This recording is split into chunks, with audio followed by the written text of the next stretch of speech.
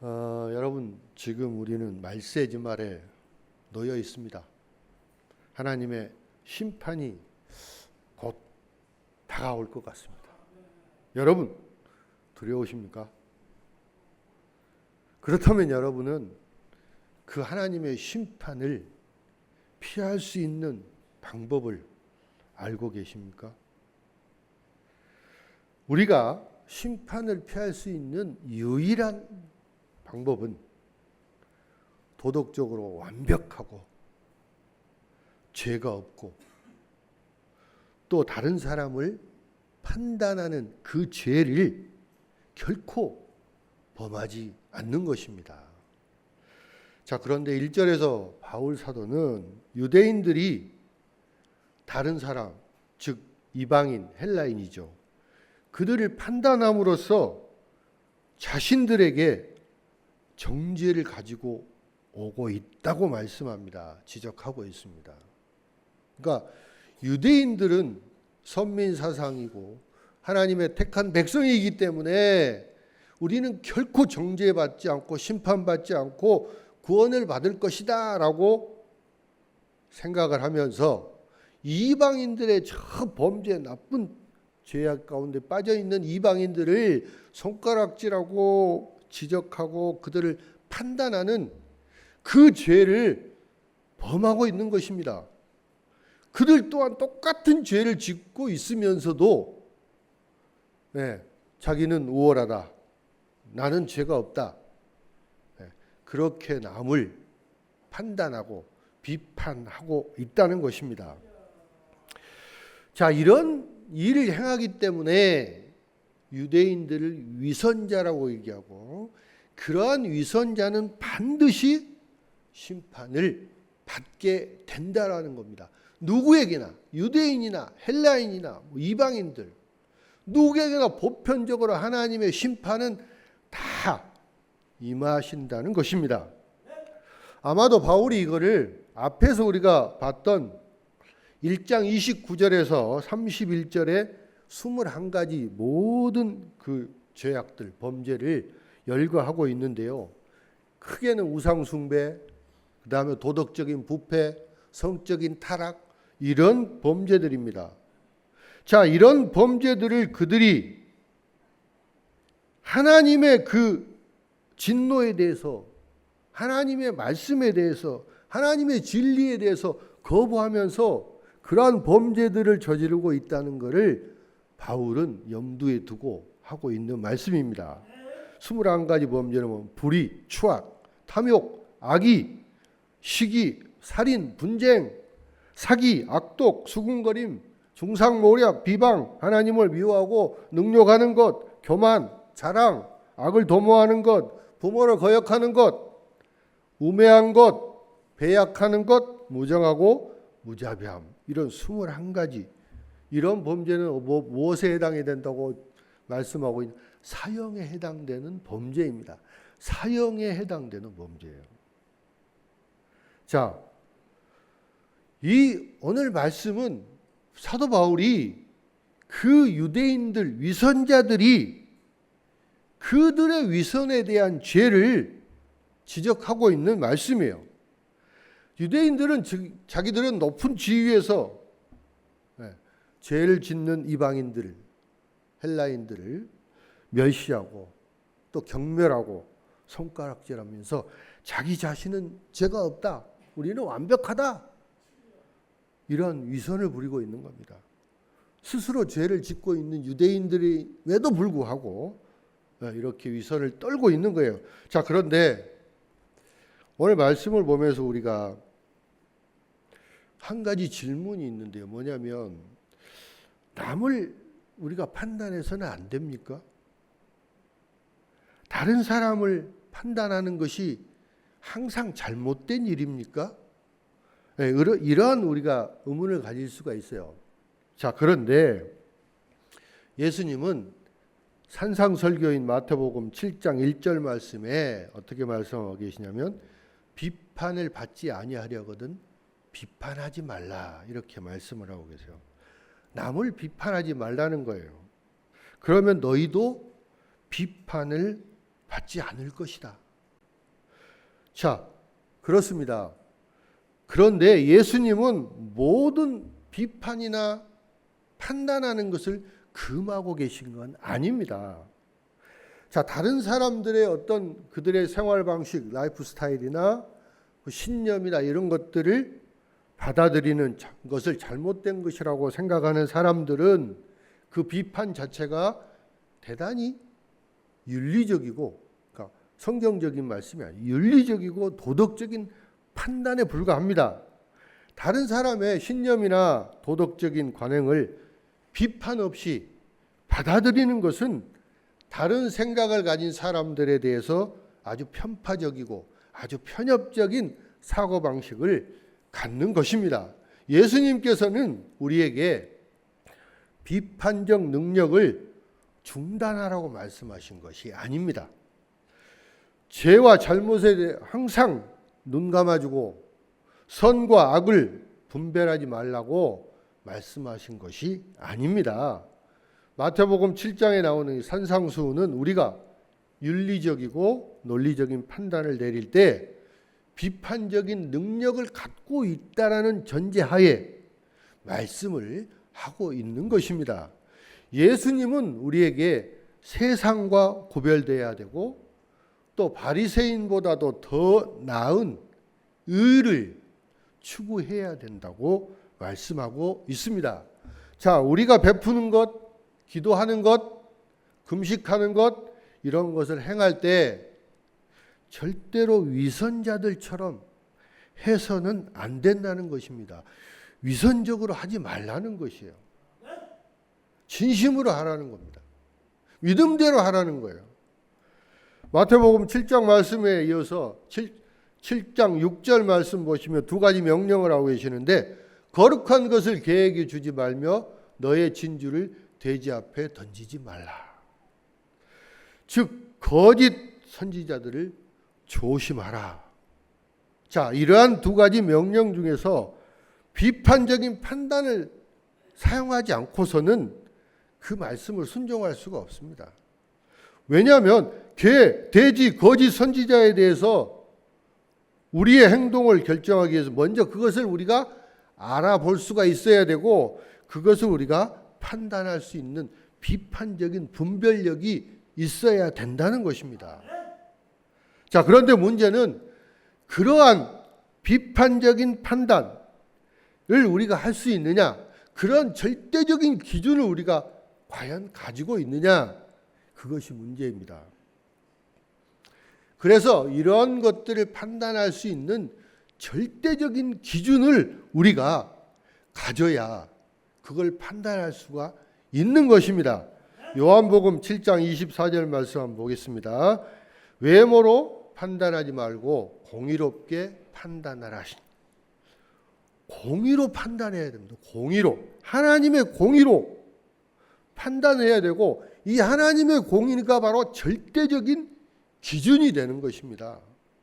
자, 그렇다면 예수님께서 모든 판단과 비판적인 분별을 금지하신 것은 아니라고 말씀을 하고 있는데, 그러면 우리가 여전히 조심해야 될 것이 있습니다. 죄스럽게 판단하려고 하는 그 유혹이, 그러니까 남을 나쁘게 판단하고 저 사람은 나쁜 사람이다, 죄인이다라고 판단하려고 하는 그러한 강력한 유혹이 항상 우리에게 온다는 것입니다. 다가온다는 것입니다. 예수님께서는 자기의 의로움과 또 지나치게 비판적인 것, 또 파괴적인 것과 같은 그러한 비판단적인 비판은 금지하라고 말씀하고 계십니다. 예수님께서 다른 사람을 자기의 기준대로 또 자기의 그 잣대에 맞춰서 독선적이고 또 비판적인 그러한 판단을 하지 말라고 말씀하고 계시는 겁니다. 마태복음 7장 2절과 3절 한번 보겠습니다. 너희가 비판하는 그 비판으로 너희가 비판을 받을 것이요 너희가 헤아리는 그 헤아림으로 너희가 헤아림을 받을 것이니라. 어찌하여 형제의 눈 속에 있는 티는 보고 내 눈 속에 있는 들보는 깨닫지 못하느냐.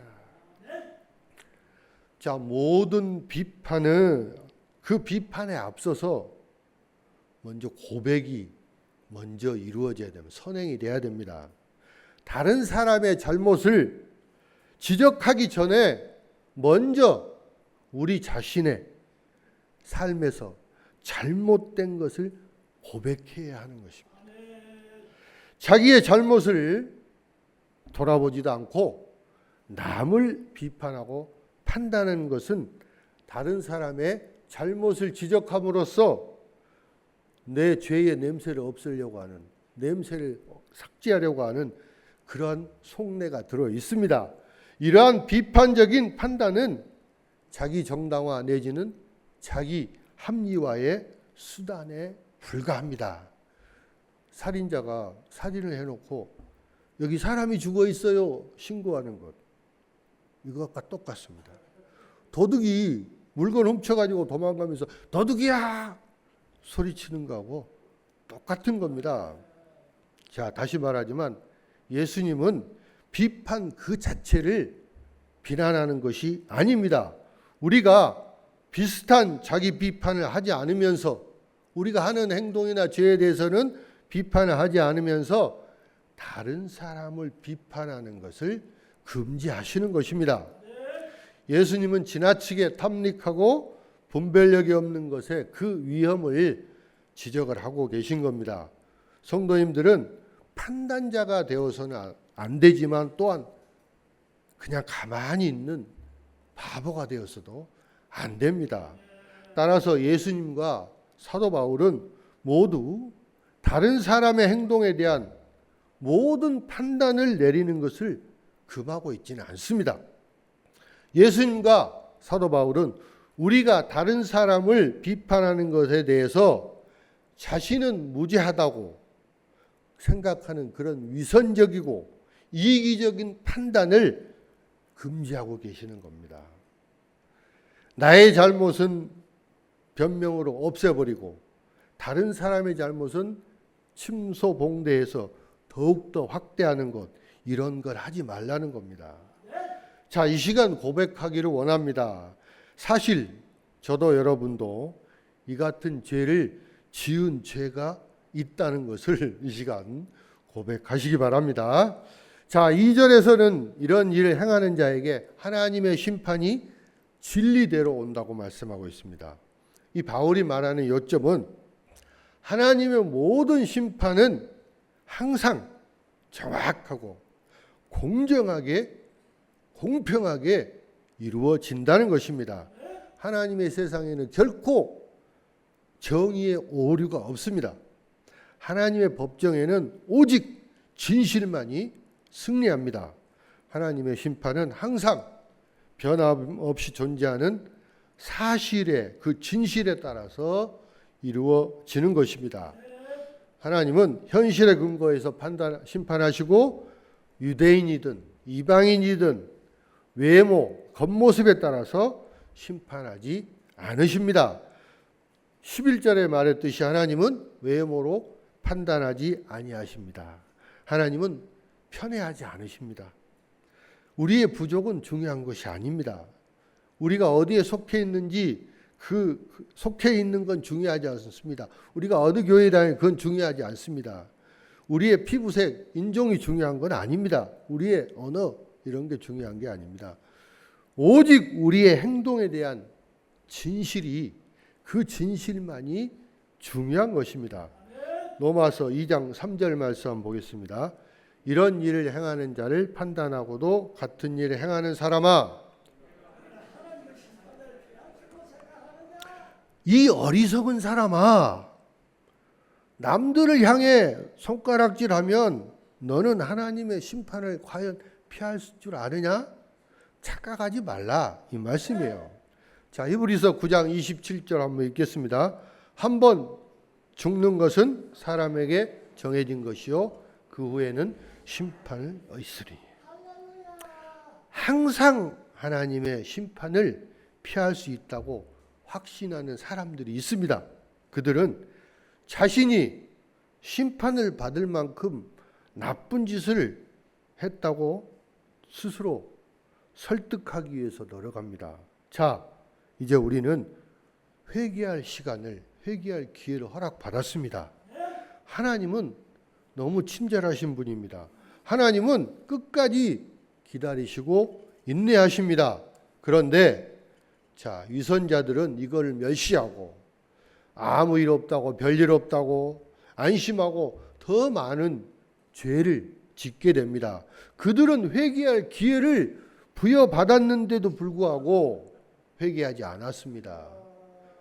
하지만 하나님은 친절하시고 관용을 베푸시고 또 우리가 믿을 수 없을 만큼 끝까지 기다리시는 그 인내심이 많으시기 때문에 그분은 그들이 죄를 인식하고 심판을 피할 수 없다는 것을 받아들이고요.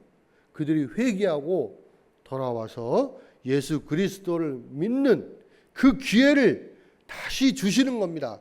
끝까지 기다려 주시는 겁니다. 자, 바울은 하나님의 자비에는 다 목적이 있다고 말씀합니다.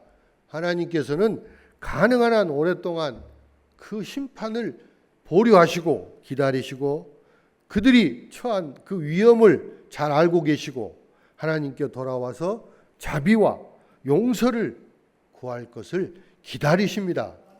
하나님께서는 우리나 또는 다른 사람들을 즉시 심판하지 않으시는 것은 하나님께서 우리의 죄에 눈을 감아주셨기 때문이 아닙니다. 우리가 변명을 잘했기 때문이 아닙니다. 그리고 믿지 않은 사람들이 말했듯이 하나님이 없기 때문이 아닙니다. 하나님은 우리가 상상할 수 없을 만큼 훨씬 더 친절하시기 때문입니다. 하나님은 인내와 친절하고 또 우리 회개를 자극하기 위해서 끝까지 기다려 주시는 겁니다.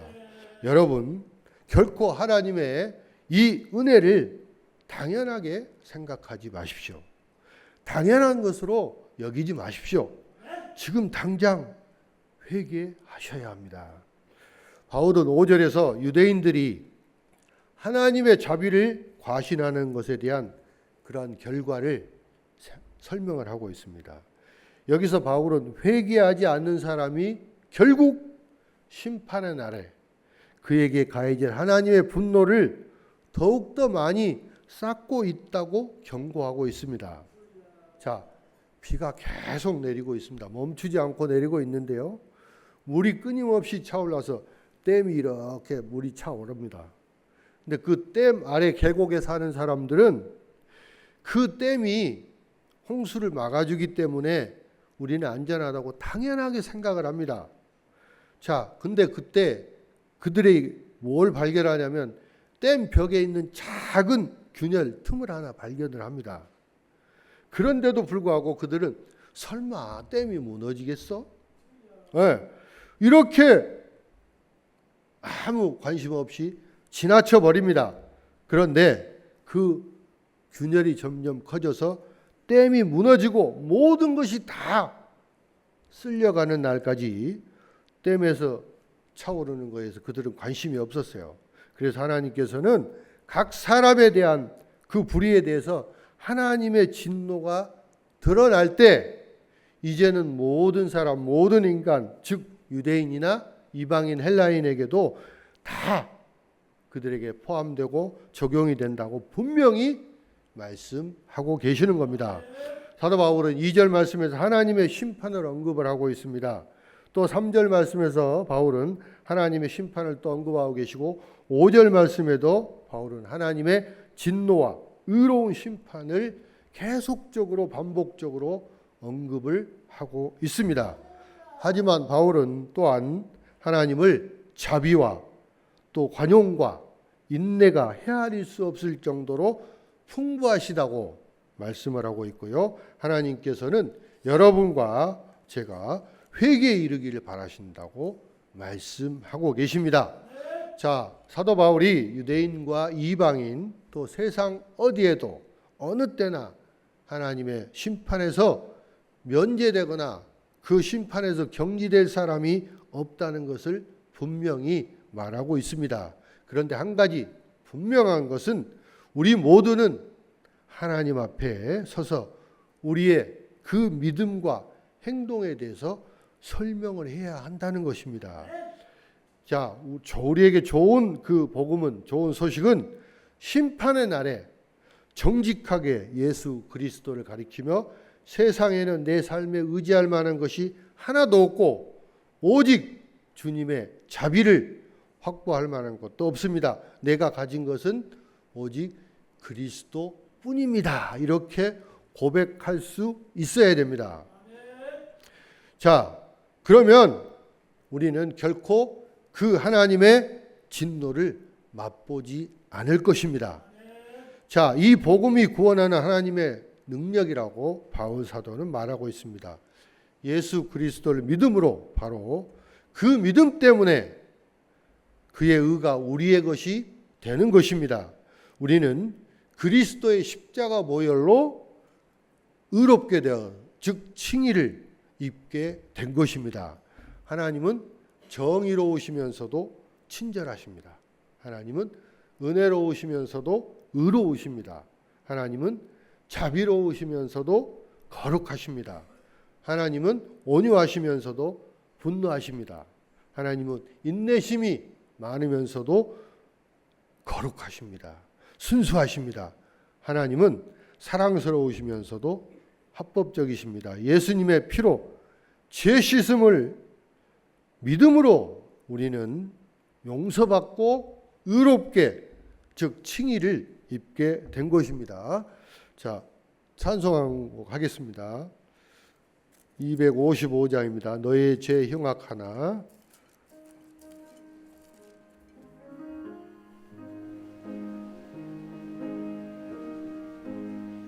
너희 죄 흉악하나 눈과 같이 희겠네. 너희 죄 흉악하나 눈과 같이 희겠네.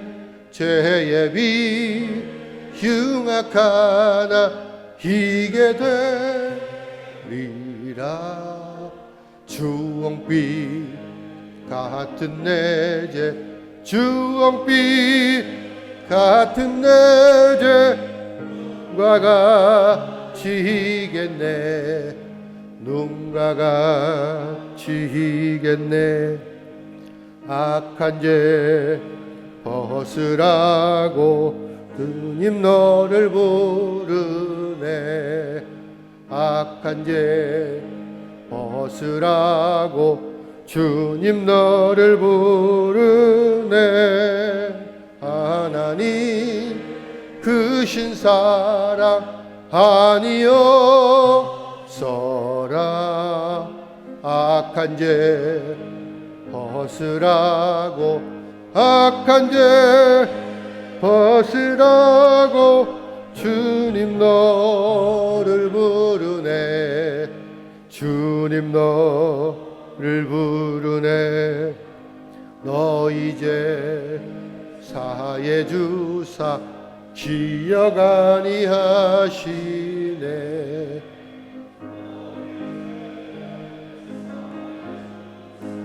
기억 아니하시네. 불쌍한 사람들아 오라 하시네. 너희 죄 사해 주사 너희 죄 사해 주사 기억 아니하시네. 기억 아니하시네. 아멘. 자, 6절 말씀 보시면 하나님께서 각 사람에게 그 행한 대로 보응하시되 말씀하고 있습니다. 이 말씀이 우리에게는 잘못된 것처럼 느껴질 수 있습니다. 아주 생소하고 이상하게 들릴 수 있습니다. 각 사람에게 행한 대로 보응을 하신다고 하셨습니다. 자, 로마서 3장 24절 말씀해 보시면 그리스도 예수 안에 있는 속량으로 말미암아 하나님의 은혜로 값없이 의롭다 하심을 얻은 자 되었느니라. 여러분, 우리는 예수님의 구속을 통하여 그 은혜로 선물을 받고 의롭게 하심을 얻었다는 걸 알고 있습니다. 우리는 이미 오래전부터 구원은 행하는 자에게 오는 것이 아니라 믿는 자에게 온다는 것을 알고 있습니다. 구원은 행하면서 오는 것이 아니라 하나님의 값없이 주는 선물이라는 것을 우리는 알고 있습니다. 그런데 여러분, 우리는 로마서 1장 17절 말씀 보시면 복음에는 하나님의 의가 나타나서 믿음으로 믿음에 이르게 하나니 기록된 바 오직 의인은 믿음으로 말미암아 살리라 함과 같으니라. 로마서 10장 9절 말씀 보면 내가 만일 내 입으로 예수를 주로 시인하며 또 하나님께서 그를 죽은 자 가운데서 살리신 것을 내 마음으로 믿으면 구원을 받으리라. 우리는 이 말씀을 너무나 잘 알고 있습니다. 바울은 구원이 율법을 실천하는 것이 아니라 믿음의 고백을 통해서 온다는 것을 말씀하고 있습니다. 자, 잘 보십시오. 우리가 행하는 것은 그 행함으로 우리가 구원을 받는 것이 아닙니다. 우리는 믿음으로 구원을 받는 것입니다. 의롭게 되는 것입니다. 그런데 그 행함은 뭐냐면 그 행함으로 우리는 하나님의 심판을 받게 되는 겁니다. 그러니까 믿음은 구원을 받는 것이고 행함은 심판을 받는 겁니다. 그래서 우리가 믿음은 갖고 있지만 행함이 없는 믿음은 죽은 믿음이라고 야고보서는 말하고 있어요. 우리가 믿는다고 하지만 마음으로 믿고 입으로 시인을 하고 주여 주여 하는 사람들도 예수님은 나는 내가 누군지 모른다. 그건 무슨 얘기냐면 나는 믿는다고 하지만 그 믿음에서 나오는 행위가 없다는 겁니다. 행함이 없다는 거예요.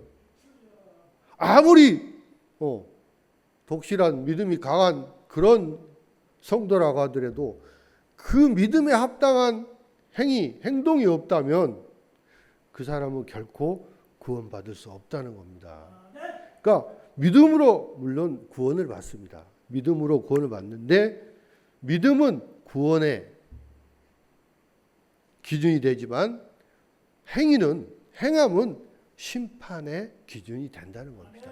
그래서 우리가 심판의 날, 최후의 날에 우리가 주님 앞에 나가서 우리의 행위에 대해서 설명을 다 해야 됩니다.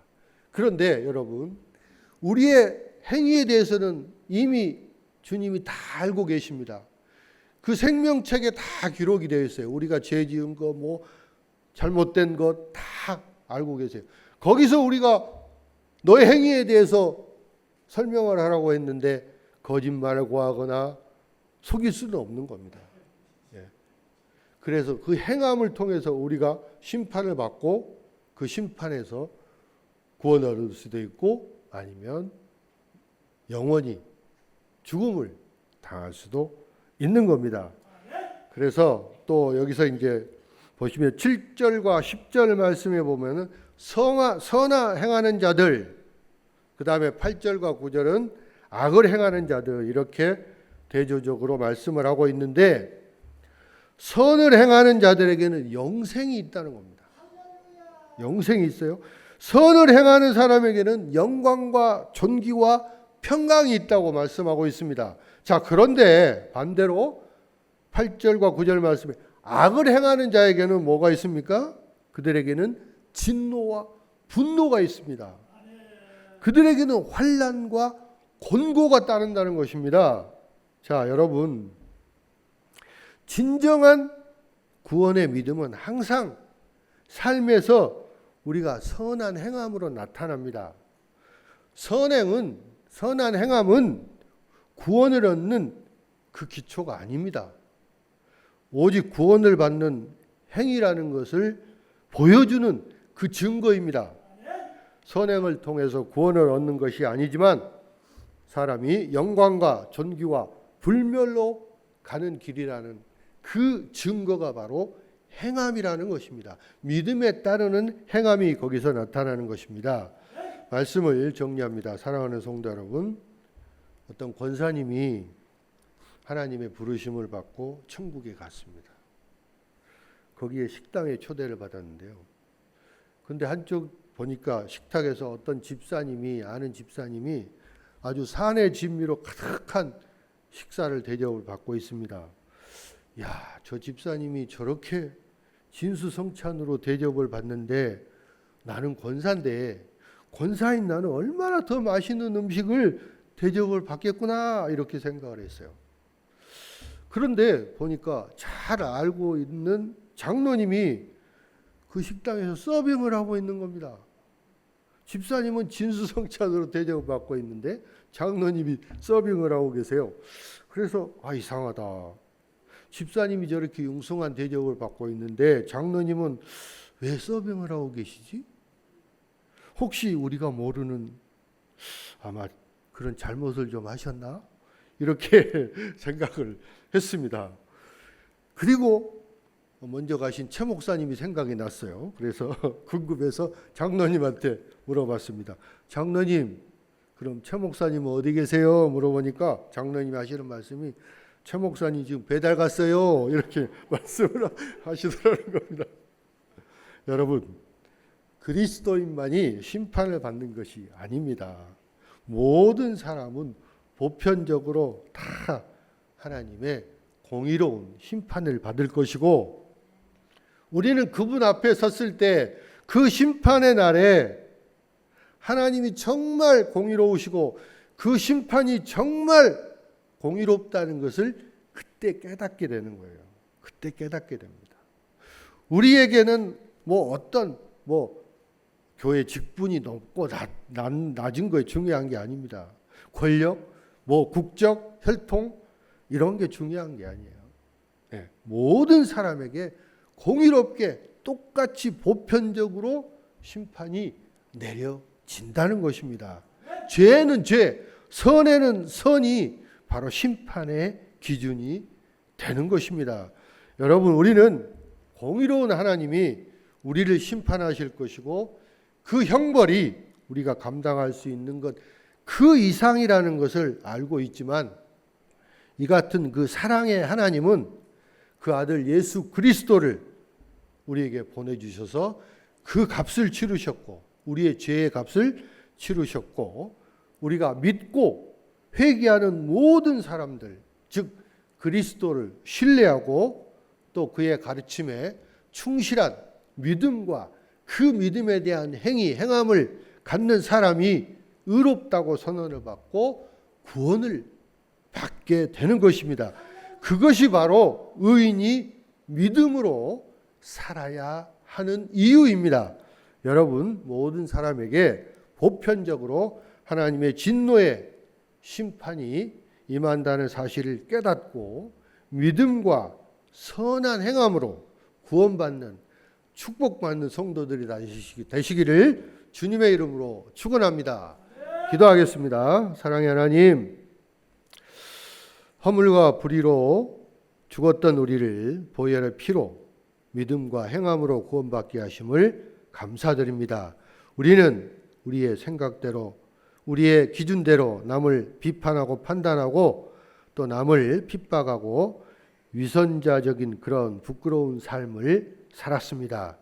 주님, 우리를 용서해 주시고 주님의 은혜로 죄 씻음을 받고 구원의 길로 나아가기를 원합니다. 주님, 저희들을 구원의 길로 인도하여 주시옵소서. 사랑의 하나님, 주님은 영광스럽고 찬양받으시기에 합당하신 분이십니다. 우리가 주님을 영원히 경배하며 찬송하게 인도하여 주시옵소서. 감사하고 우리 주 예수 그리스도 이름으로 기도드리옵나이다. 아멘.